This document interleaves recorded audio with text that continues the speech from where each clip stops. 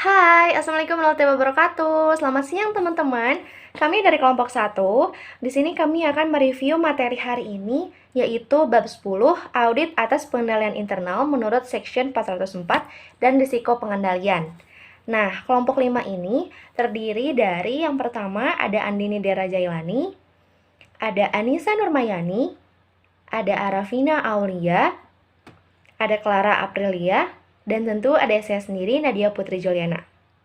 Kita langsung aja yuk ke pembahasannya. Halo, nama saya Andini Dera Jelani. Di sini saya akan mereview materi mengenai tujuan pengendalian internal dan tanggung jawab manajemen serta auditor atas pengendalian internal. Langsung saja kepada poin yang pertama, yaitu tujuan pengendalian internal. Manajemen memiliki 3 tujuan utama dalam merancang pengendalian internal. Yang pertama adalah reliabilitas laporan keuangan, yang kedua efisiensi dan efektivitas operasi, dan yang ketiga adalah ketaatan pada hukum dan peraturan. Yang pertama adalah reliabilitas laporan keuangan. Manajemen bertanggung jawab untuk menyiapkan laporan keuangan yang telah disajikan secara wajar sesuai dengan prinsip-prinsip akuntansi yang berlaku. Dan yang kedua, efisiensi dan efektivitas operasi. Pengendalian dalam perusahaan akan mendorong pemakaian sumber daya secara efisien dan efektif untuk mengoptimalkan sasaran-sasaran perusahaan. Tujuan penting dari pengendalian ini adalah memperoleh informasi keuangan dan non-keuangan yang akurat tentang operasi perusahaan untuk keperluan pengambilan keputusan. Dan yang ketiga, ketaatan pada hukum dan peraturan. Organisasi-organisasi publik ataupun non-publik dan nirlaba diwajibkan mematuhi hukum dan peraturan yang berlaku. Oke, selanjutnya yaitu poin yang kedua adalah tanggung jawab manajemen dan auditor atas pengendalian internal. Sebelumnya kita akan membahas tentang tanggung jawab manajemen terlebih dahulu. Manajemen bertanggung jawab untuk menetapkan dan menyelenggarakan pengendalian internal entitas dan bertanggung jawab untuk melaporkan secara terbuka tentang keefektifan pelaksanaan pengendalian tersebut. Ada 2 konsep yang melandasi perancangan dan implementasi pengendalian internal. Yang pertama adalah kepastian yang layak. Perusahaan harus mengembangkan pengendalian internal yang akan memberikan kepastian bahwa laporan keuangan telah disajikan secara wajar. Kepastian yang layak ini akan memberikan kemungkinan yang kecil bahwa salah saji yang material tidak akan tercegah atau terdeteksi secara tepat waktu oleh pengendalian internal. Dan implementasi yang kedua adalah keterbatasan inherent, yaitu pengendalian internal tidak akan pernah efektif 100% tanpa menghiraukan kecermatan yang diterapkan dalam perancangan dan implementasinya. Dan yang selanjutnya adalah penilaian manajemen mengenai pengendalian internal atas laporan keuangan. Yang pertama adalah rancangan pengendalian internal, yaitu manajemen harus mengevaluasi apakah pengendalian telah dirancang dan diberlakukan untuk mencegah atau mendeteksi salah saji yang material dalam laporan keuangan. Dan yang kedua adalah efektivitas pelaksanaan pengendalian. Manajemen harus menguji keefektifan pelaksanaan pengendalian, yaitu untuk menentukan apakah pengendalian sesuai dengan apa yang telah dirancang. Baik, poin selanjutnya yaitu tanggung jawab auditor atas pengendalian internal. Auditor bertanggung jawab untuk memahami dan menguji pengendalian internal atas laporan keuangan dan menerbitkan opini. Yang pertama ada pengendalian atas reliabilitas laporan keuangan.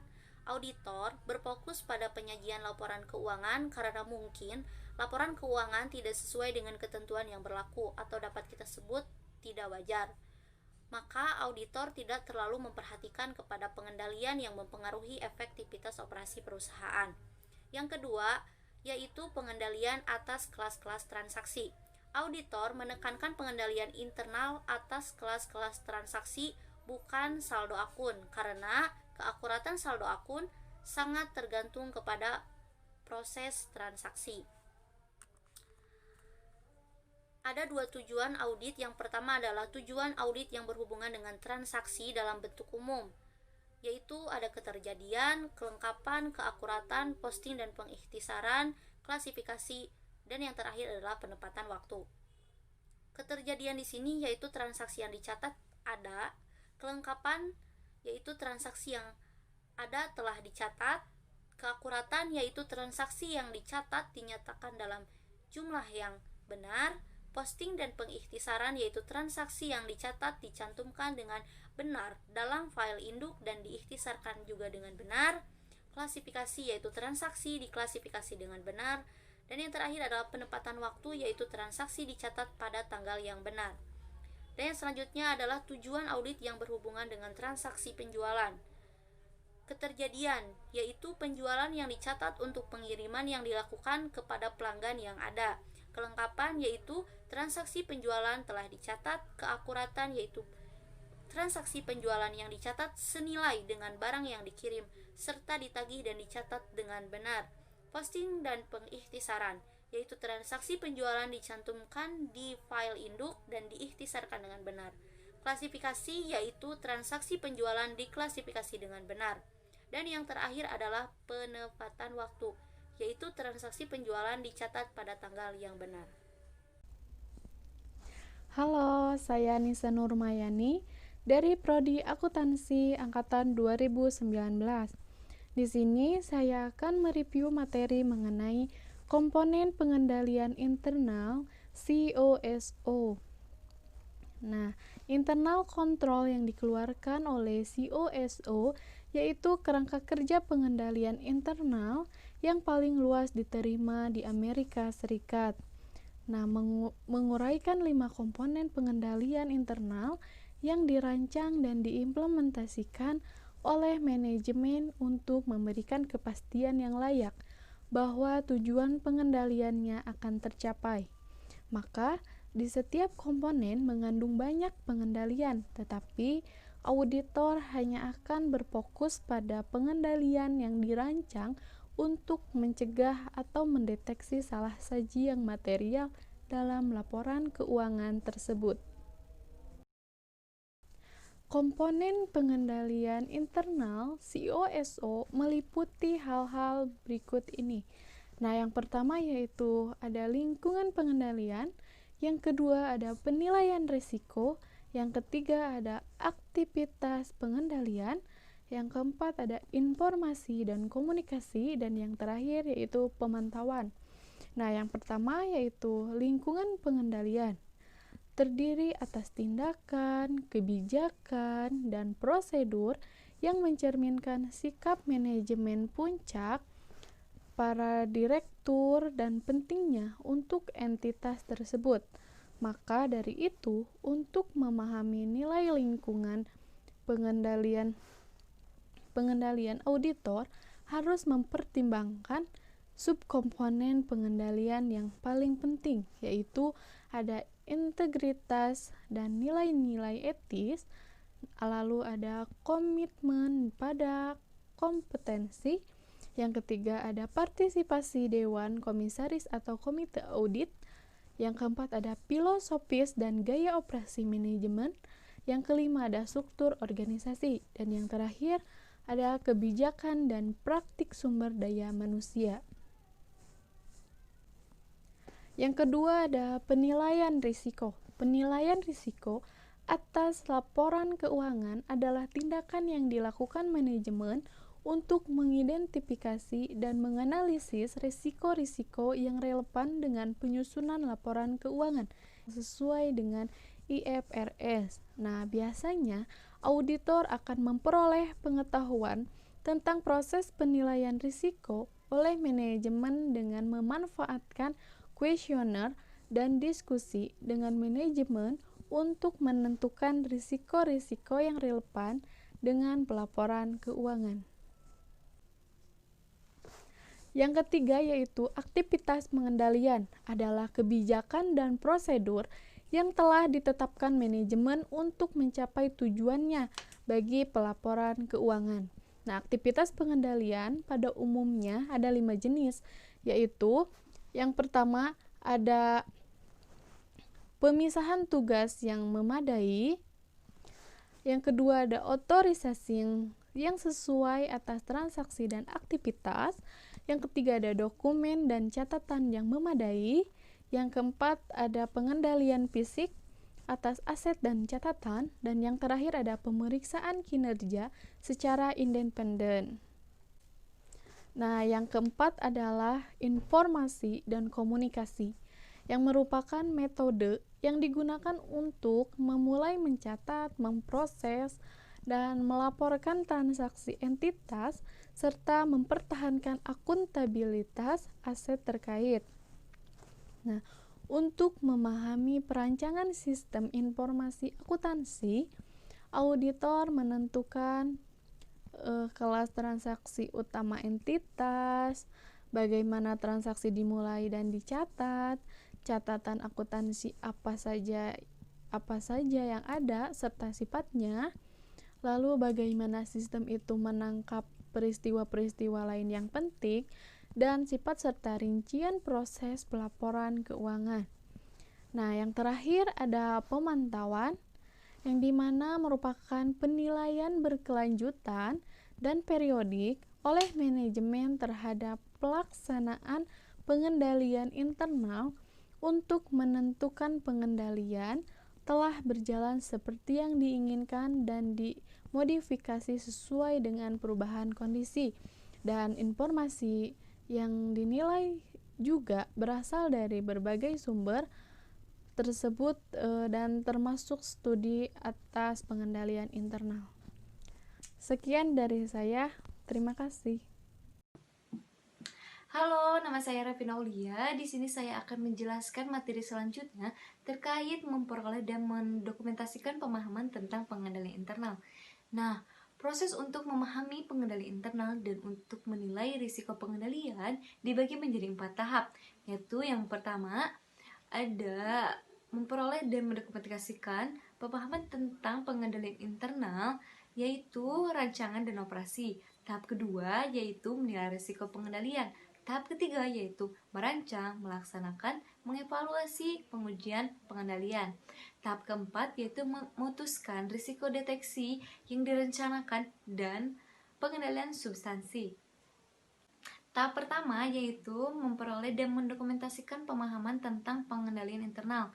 Nah, biasanya para auditor ini menggunakan 3 jenis dokumen untuk memperoleh dan mendokumentasikan pemahamannya atas perancangan pengendalian internal, yaitu ada naratif, ada bagan arus, dan ada kuesioner pengendalian internal. Yang pertama naratif, yaitu uraian tertulis tentang pengendalian internal klien. Nah, teman-teman, naratif yang baik itu biasanya menguraikan 4 hal, yaitu asal-usul setiap dokumen dan catatan dalam sistem, lalu sebuah pemrosesan yang berlangsung, kemudian disposisi setiap dokumen dan catatan yang berlangsung, dan yang terakhir ada petunjuk tentang pengendalian yang relevan dengan penilaian risiko pengendalian. Yang kedua ada bagan arus, yaitu diagram yang menunjukkan dokumen klien dan aliran urutannya dalam organisasi. Lalu yang terakhir ada kuesioner pengendalian internal, yaitu serangkaian pertanyaan tentang pengendalian dalam setiap area audit yang sebagai sarana untuk mengidentifikasi defisiensi pengendalian internal. Nah, teman-teman, terdapat metode-metode yang umum digunakan untuk mengevaluasi pengendalian yang telah dirancang, telah diimplementasikan, yaitu pertama ada memutakhirkan dan mengevaluasi auditor sebelumnya dengan entitas. Lalu yang kedua, melakukan tanya jawab dengan personil klien. Yang ketiga ada menelaah dokumen dan catatan. Yang keempat ada mengamati aktivitas dan operasi entitas. Dan yang terakhir ada melakukan penelusuran dalam catatan dalam sistem akuntansi. Tahap kedua yaitu menilai risiko pengendalian. Nah, ada langkah-langkah yang dapat dilakukan dalam proses penilaian pengendalian internal, yaitu pertama ada mengidentifikasi tujuan audit, seperti untuk kelas transaksi, saldo, akun, serta penyajian dan pengungkapan yang akan dinilai. Nah, yang kedua ada mengidentifikasi pengendalian yang ada. yaitu auditor itu menggunakan informasi yang telah dibahas untuk mengidentifikasi pengendalian yang berperan dalam mencapai tujuan audit yang berhubungan dengan transaksi. Yang ketiga, ada menghubungkan pengendalian dengan tujuan audit yang terkait, yaitu setiap pengendalian akan memenuhi satu atau lebih tujuan audit yang terkait. Yang keempat, ada mengidentifikasi dan mengevaluasi defisiensi pengendalian, defisiensi yang signifikan, dan kelemahan yang material, yaitu auditor harus mengevaluasi apakah pengendalian kunci tidak diterapkan dalam perancangan pengendalian internal atas pelaporan keuangan sebagai bagian dari mengevaluasi nilai pengendalian dan kemungkinan salah saji laporan keuangan. Nah, teman-teman, terdapat standar auditing untuk mengidentifikasi 3 tingkat tidak diterapkannya pengendalian internal, yaitu yang pertama ada defisiensi pengendalian. Terjadi jika perusahaan atau pelaksanaan pengendalian tidak memungkinkan karyawan perusahaan mencegah atau mendeteksi salah saji secara tepat waktu. Yang kedua, ada defisiensi yang signifikan. Terjadi jika ada satu atau lebih defisiensi yang pengendalian jauh lebih kecil ketimbang kelemahan yang material, tetapi cukup penting untuk diperhatikan oleh pihak yang bertanggung jawab mengawasi pelaporan keuangan perusahaan. Nah, yang ketiga ada kelemahan yang material. Terjadi jika defisiensi yang signifikan secara mandiri atau bersama-sama dengan defisiensi yang signifikan lainnya mengakibatkan kemungkinannya lebih dari kecil bahwa pengendalian internal tidak mencegah atau mendeteksi salah saji yang material dalam laporan keuangan secara tepat waktu. Nah, teman-teman, untuk menentukan apakah suatu defisiensi pengendalian internal yang signifikan merupakan kelemahan yang material, defisiensi itu harus dievaluasi dari 2 dimensi, yaitu kemungkinan dan signifikasinya. Selanjutnya saya akan mereview mengenai pengujian pengendalian. Prosedur untuk menguji efektivitas pengendalian dalam mendukung penilaian risiko yang lebih rendah disebut pengujian pengendalian. Jika hasil pengujian pengendalian mendukung perancangan dan pelaksanaan pengendalian seperti yang diharapkan, maka auditor akan menggunakan pengendalian risiko sebagai pendahuluan. Tetapi jika tidak efektif, maka risiko pengendalian akan dipertimbangkan kembali. Auditor akan menggunakan 4 jenis prosedur keefektifan pelaksanaan pengendalian internal, yaitu sebagai berikut. Yang pertama, mengajukan pertanyaan kepada personil yang tepat. Auditor akan mengajukan pertanyaan kepada orang yang mengendalikan library komputer dan orang yang mengendalikan pemberian kata sandi. Yang kedua, memeriksa dokumen, catatan, dan laporan. Banyak pengendalian yang meninggalkan jejak jelas berupa bukti dokumenter yang dapat digunakan untuk menguji pengendalian. Yang ketiga, mengamati aktivitas yang terkait dengan pengendalian. Untuk pengendalian yang tidak meninggalkan bukti dokumenter, biasanya auditor akan mengamati pengendalian itu ketika diterapkannya pada berbagai titik dalam tahun berjalan. Yang keempat, melaksanakan kembali prosedur klien. Jika tidak ditemukannya salah saji apapun, maka auditor akan menyimpulkan bahwa prosedur itu berjalan seperti yang diharapkan.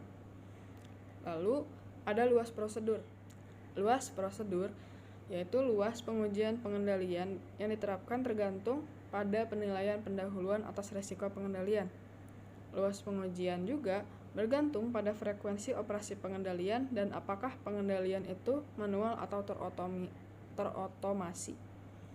Nah, mengandalkan bukti dari audit tahun sebelumnya, menguji pengendalian yang berhubungan dengan risiko yang signifikan, yaitu risiko yang signifikan adalah risiko yang diyakini oleh auditor itu membutuhkan pertimbangan audit yang khusus.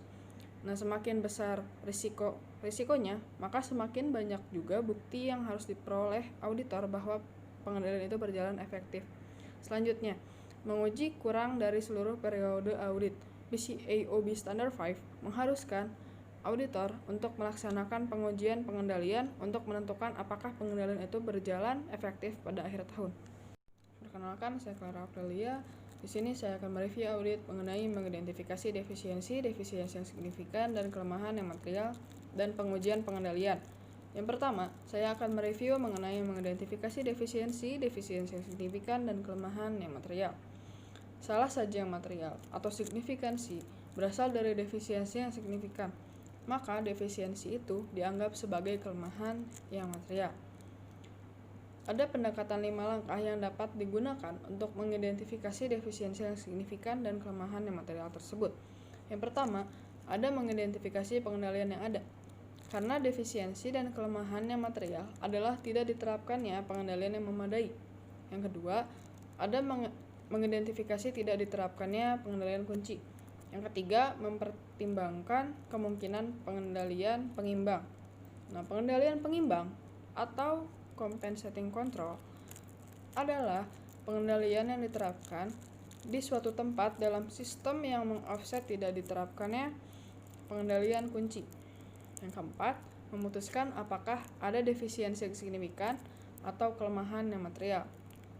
Yang kelima yaitu menentukan salah saji yang potensial yang bisa dihasilkan. Nah, hal ini dimaksudkan untuk mengidentifikasi salah saji yang spesifik yang mungkin diakibatkan oleh defisiensi yang signifikan atau kelemahan yang material itu. Menghubungkan defisiensi yang signifikan dan kelemahan yang material dengan tujuan audit terkait sama seperti untuk pengendalian. Setiap defisiensi yang signifikan atau kelemahan yang material dapat diterapkan pada satu atau lebih tujuan audit yang terkait. Nah, menilai risiko pengendalian untuk setiap tujuan audit yang terkait. Nah, setelah pengendalian, defisiensi yang signifikan dan kelemahan yang material diidentifikasi serta dihubungkan dengan tujuan audit yang berkaitan dengan transaksi, auditor diharuskan untuk mengomunikasikan masalah-masalah tertentu dengan pihak yang memikul tanggung jawab tata kelola. Selanjutnya, komunikasi dengan pihak yang memikul tanggung jawab. Auditor harus menyampaikan defisiensi yang signifikan dan kelemahan yang material secara tertulis kepada pihak yang memikul tanggung jawab tata kelola. Begitu auditor mengetahui keberadaannya, hal-hal tersebut harus dikomunikasikan kepada klien dalam bentuk surat terpisah yang disebut surat manajemen. Halo, saya Nadia Putri Juliana dari Prodi Akuntansi 2019. Di sini saya akan mereview materi selanjutnya, yaitu pelaporan pengendalian internal menurut Section 404. Nah, teman-teman, berdasarkan penilaian dan pengujian auditor atas pengendalian internal, auditor menyusun laporan audit mengenai pengendalian internal atas laporan keuangannya untuk mempercepat pengarsipan perusahaan publik berdasarkan persyaratan pada pelaporan Section 404. Seperti yang sudah kita bahas sebelumnya pada bab 3, auditor dapat mengeluarkan laporan audit secara terpisah atau gabungan terhadap laporan keuangan dan pengendalian internal atas laporan keuangan. Di sini ada jenis-jenis pendapat. Nah, yang pertama ada pendapat wajar tanpa pengecualian. Nah, auditor akan mengeluarkan pendapat wajar tanpa pengecualian mengenai pengendalian internal atas laporan keuangan apabila dua kondisi tersebut berlaku, yaitu tidak ada kelemahan material yang teridentifikasi, dan yang kedua, tidak ada pembatasan atas ruang lingkup pekerjaan audit. Yang kedua, ada pendapat tidak wajar. Nah, bila ada kelemahan yang material, maka auditor harus menyatakan pendapat tidak wajar mengenai efektivitas pengendalian internal. Biasanya, penyebab paling umum dikeluarkannya pendapat tidak wajar dalam laporan auditor mengenai pengendalian internal adalah apabila manajemen mengidentifikasi suatu kelemahan yang material dalam laporannya. Yang ketiga, ada pendapat wajar dengan pengecualian atau menolak memberikan pendapat. Nah, pembatasan ruang lingkup mengharuskan auditor untuk menyatakan pendapat wajar dengan pengecualian atau menolak memberikan pendapat mengenai pengendalian internal atas laporan keuangan. Jenis pendapat ini dikeluarkan apabila auditor tidak dapat menentukan apakah ada kelemahan yang material akibat dari pembatasan ruang lingkup audit terhadap pengendalian internal atas pelaporan keuangan atau situasi lainnya di mana auditor tidak dapat memperoleh bukti-bukti yang mencukupi. Yang terakhir yaitu mengevaluasi, melaporkan, dan menguji pengendalian internal untuk perusahaan non-publik. Yang pertama ada persyaratan pelaporan. Auditor berfokus pada pengendalian internal hanya sebatas untuk melakukan audit laporan keuangan yang bermutu. Auditor juga diharuskan oleh standar auditing untuk mengeluarkan laporan tertulis mengenai defisiensi yang signifikan dan kelemahan yang material dalam pengendalian internal kepada pihak yang bertanggung jawab atas tata kelola manajemen, dan sama seperti untuk perusahaan publik lainnya. Yang kedua, yaitu luas pengendalian internal yang disyaratkan. Nah, manajemen dan bukan auditor bertanggung jawab untuk menetapkan pengendalian internal yang memadai dalam perusahaan non-publik. Jika lingkungan pengendalian atau dokumentasinya tidak memadai, auditor dapat memutuskan untuk mengundurkan diri dari penugasan atau menolak memberikan pendapat mengenai laporan keuangannya. Selain itu, perusahaan non-publik yang dijalankan dengan baik tentunya akan memahami pentingnya pengendalian yang efektif untuk mengurangi kemungkinan terjadinya kekeliruan dan kecurangan serta untuk meningkatkan efektivitas dan efisiensi. Yang ketiga, yaitu luas pemahaman yang diperlukan. Standar auditing mengharuskan auditor memiliki pemahaman yang mencukupi tentang pengendalian internal untuk menilai risiko pengendalian. Nah, dalam praktiknya, prosedur untuk mendapatkan pemahaman tentang pengendalian internal sangat bervariasi dari klien ke klien. Semisalnya, untuk klien non-publik yang lebih kecil, auditor memperoleh tingkat pemahamannya hanya untuk menilai apakah laporan keuangannya ini dapat diaudit dan untuk mengevaluasi lingkungan pengendalian guna mengetahui sikap manajemen terhadap pengendalian internalnya. Sedangkan untuk klien yang lebih besar, pemahaman ini sama seperti yang diuraikan untuk perusahaan publik. Yang keempat, yaitu menilai risiko pengendalian. Nah, perbedaan paling penting dalam menilai risiko pengendalian perusahaan non-publik adalah ketika pengendalian risiko pada tingkat maksimum untuk satu atau semua tujuan yang berkaitan dengan pengendalian. Nah, akibatnya, ekspektasi bahwa perusahaan publik harus memiliki pengendalian internal yang efektif untuk semua transaksi dan akun yang signifikan. Dengan demikian, auditor perusahaan mungkin tidak akan membuat penilaian pendahuluan atas risiko pengendalian pada tingkat maksimum. Dan yang terakhir, atau yang kelima, yaitu luas pengujian yang diperlukan. Nah, auditor tidak akan melakukan pengujian pengendalian apabila menilai risiko pengendalian pada tingkat maksimumnya tidak memadai pengendalian. Nah, sebaliknya, jumlah pengendalian yang diuji oleh auditor untuk menyatakan pendapat mengenai pengendalian internal bagi perusahaan publik, auditor harus memahami dan melaksanakan pengujian pengendalian atas semua saldo akun, kelas transaksi, dan pengungkapan yang signifikan, serta asersi-asersi terkait dengan laporan keuangannya. Nah, jadi bab ini berfokus pada tanggung jawab manajemen dan auditor untuk memahami, mengevaluasi, serta menguji pengendalian internal dalam suatu audit terpadu atas pelaporan keuangan dan pengendalian internal atas pelaporan keuangan menurut persyaratan pada Section 404 Undang-Undang Sarbanes-Oxley serta PCAOB. Nah, sekian review dari kelompok kami. Semoga materi yang kami sampaikan hari ini bisa bermanfaat untuk teman-teman semuanya ya. Dan mohon maaf apabila terdapat banyak kekurangan, baik dari segi materi ataupun dari penyampaiannya, karena kami semua masih dalam tahap pembelajaran. Dan tidak bosan-bosannya saya mengingatkan untuk teman-teman semua, karena kita tahu kita masih dalam situasi pandemi COVID-19, ingat selalu pesan ibu, memakai masker, mencuci tangan, dan menjaga jarak. Sampai jumpa lagi teman-teman.